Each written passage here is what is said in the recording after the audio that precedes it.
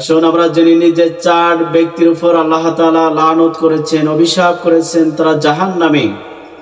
মহান রব্বুল আলামিন আমাদেরকে যে কাজগুলো করতে আদেশ করেছেন সেই কাজগুলো করতে হবে, আর যে কাজগুলি মহান রব্বুল আলামিন আমাদেরকে নিষেধ করেছেন সেই কাজগুলো বর্জন করতে হবে।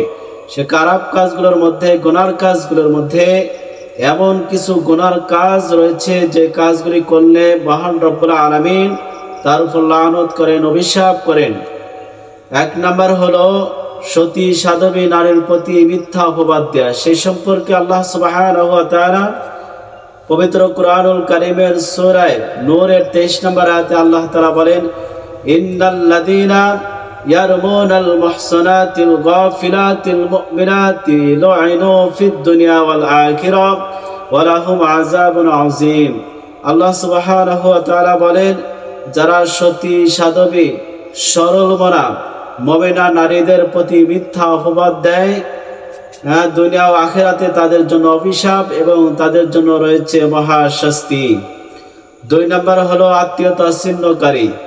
এই ব্যাপারে আল্লাহ সুবহানাহু ওয়া তাআলা সূরা রাদের 25 নম্বর আয়াতে আল্লাহ তাআলা বলেন, ওয়াল্লাযীনা ইয়ানকুদুনা আহদাল্লাহি মিন বা'দি মিসাকিহি ওয়া ইয়াকতাউনা মা আমারাল্লাহু বিহি আইয়ুসরা ইফসিদুনা ফিল আরদ উলাইকা হুমুল লা'নাতু ওয়া লাহুম সুউদ দার। মহান রব্বুল আলামিন বলেন, আল্লাহর সঙ্গে দৃঢ় অঙ্গীকার করার পর যা তারা ভাঙে এবং যে সম্পর্ক রাখতে আল্লাহ তাআলা আদেশ করেছেন তা ছিন্ন করে এবং আল্লাহর জমিনে যারা অশান্তি সৃষ্টি করে তাদের জন্য রয়েছে অভিশাপ এবং তাদের জন্য রয়েছে জাহান্নাম।